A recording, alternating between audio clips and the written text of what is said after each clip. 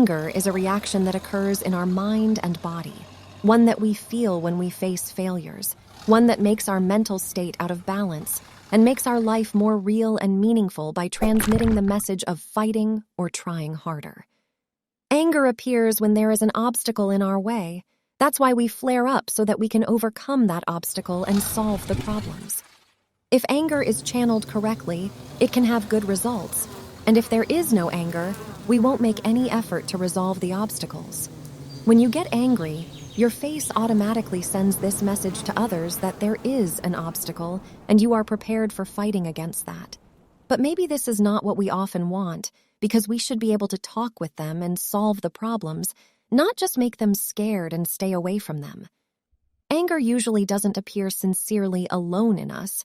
For example, we may flare up in a situation, but we immediately feel scared or embarrassed and don't realize that our main feeling was anger, since we don't have good memories of that. We also may feel scared and embarrassed in a situation, but immediately get angry because of that.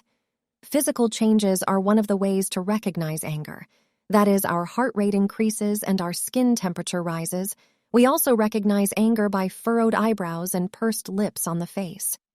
Anger is usually expressed in 3 ways: aggression, internalization, and assertive expression. One of the common mistakes is that we mistake anger for aggressive behavior. Anger is an inner feeling that means objection and dissatisfaction, while aggression is an offensive behavior aimed at destroying obstacles. In addition, aggression can be nonverbal. That is, we can convey aggressive and insulting feelings to others through gestures on our body and face. You guessed it right. Mocking and making sarcastic remarks are also considered aggression. Internalization happens when a person represses their anger and their face turns red, but they hold back and just fume with anger. There is also a third form, which we call respectful or assertive expression, that can use anger properly and turn it into a constructive strength, while 2 other forms of anger only harm ourselves and others. In this form, people try to talk about their own dissatisfaction and bad feelings instead of reminding others of their problems or wrongdoings. Because others notice our discomfort only when we talk about our anger. Otherwise, they try to just assert themselves and ignore us. Sometimes it happens that our anger is dysregulated.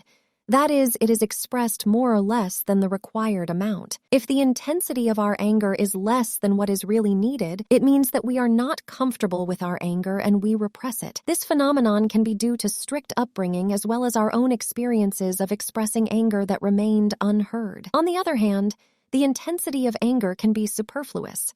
That is, a small incident makes us angry to the point of explosion. Of course, this explosion is completely normal during adolescence due to hormonal changes, but it will make life difficult if it continues after this period. Another problem that may arise from our anger is its inconsistency with situations.